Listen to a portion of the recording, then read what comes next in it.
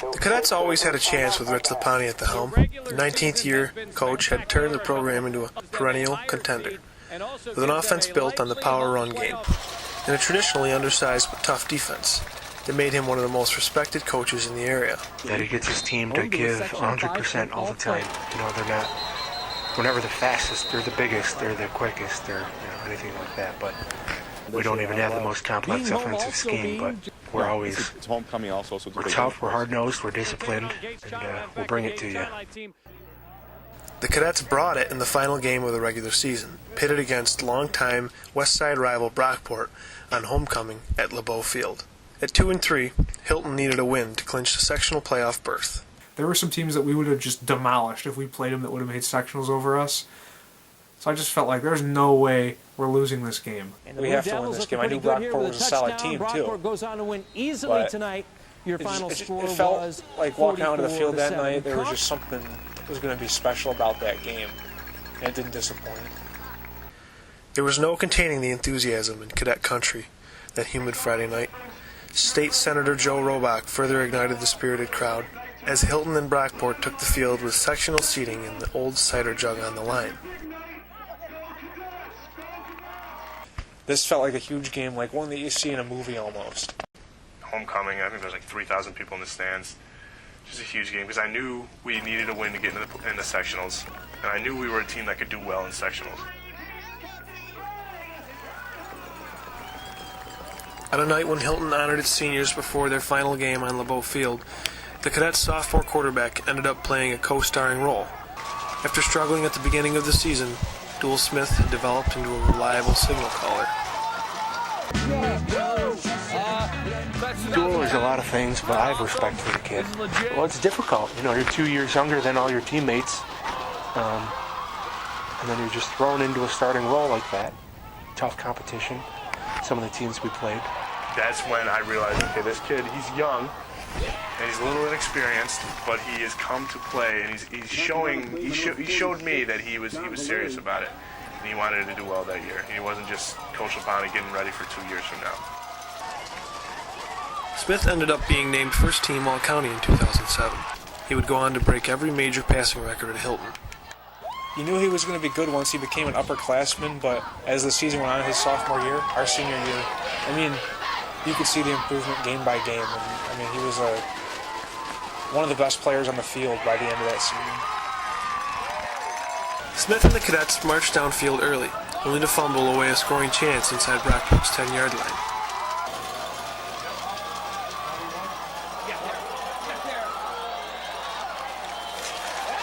Hilton eventually took a 3-0 lead on a field goal by Smith, but the Blue Devils responded with a touchdown strike to go up 7-3. It was a back-and-forth game, but we just had some plays in that game where it just felt like we were destined to win. Hilton regained the lead late in the second quarter on a juggling touchdown grab by senior Nick Pappas, giving the Cadets a 10-7 lead at halftime. It just seemed like there was no way we were going to lose that game. But Brockport responded quickly, nearly returning the second half kickoff all the way. Moments later, the Blue Devils took a 14-10 lead. But the Cadets simply had to turn to number 17 to get them back in front. I knew we could run the ball against them. There's no question, and we did just that. We marched right down the field and put it in. Clark touched the ball on 3 straight plays during the ensuing drive. The first 2 went for first downs. A third gave Hilton the lead back. With just 1 quarter remaining in the regular season, the Cadets held a 17-14 lead with a sectional berth in sight. It was just a fantastic atmosphere. It's all kind of a blur thinking about it now, but just a wonderful atmosphere. Brockport regained the lead early in the fourth quarter. But the Cadets never wavered as the humidity and the hits took their toll on the Blue Devils. We wore them down at the end of the game, running over them. It was a real testament. Our team, our linemen were very well conditioned. Even Greg and Tim were always toward the front in sprints at the end of practice. So we were a very well conditioned team. After Clark carried Hilton into the red zone, Brockport's defense managed to keep Hilton out of the end zone and set up a critical 4th down play inside the 5.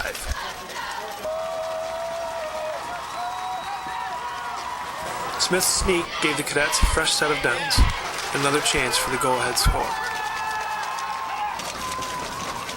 The Blue Devils stoned Clark on the goal line.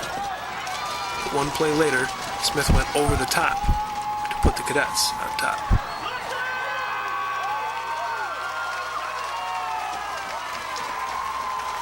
Seeing Jewel stick the ball over the plane there, you could kind of tell it was coming, but it was just a great feeling on the sidelines. I remember we were getting the crowd into it. It was just a jubilation on the sideline, but then there was still more to play. Christian Boley drove Brockport back into Hilton territory on 2 long runs, but Hilton's defense held its ground and set up a 4th and long with the game on the line. And I remember that 4th down play, Kevin Quinn was the quarterback for Brockport, rolling out, against his body. He was rolling out to the left and he threw with his right, and he was like off his back foot, and he just launched it down the field. Brett made a good play on the ball. Probably should have knocked it down, but when he caught the ball at the 1-yard line, it was just a great sense of relief. Backed up to the 1-yard line after Clark's interception, Lapani and his players knew the job still wasn't quite accomplished. And then we still had to get a first down after that in order to be able to run out the clock. We did that. It was just a big sense of joy and relief at the same time, knowing that, all right, we're in sectionals where we should be. We did what we needed to do, and now you got a clean slate. You're 0-0. We've got a chance to go win the championship.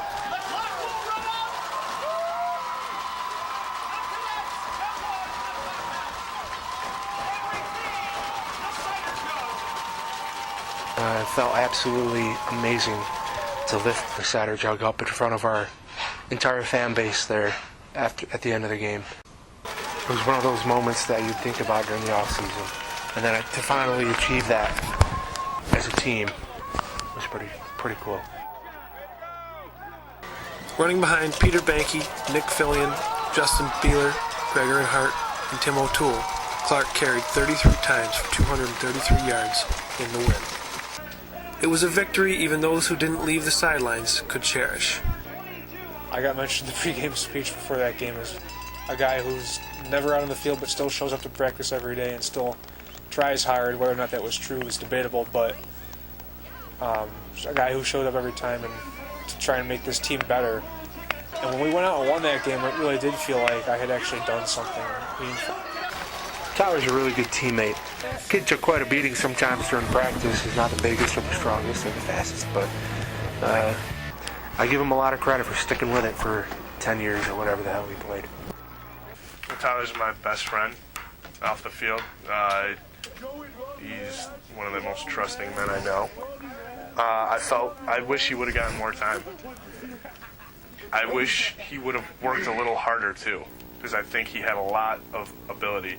He was smaller, but I think he was the smartest kid on our team, I'd say. Football smarts. He knew more about the game than anybody.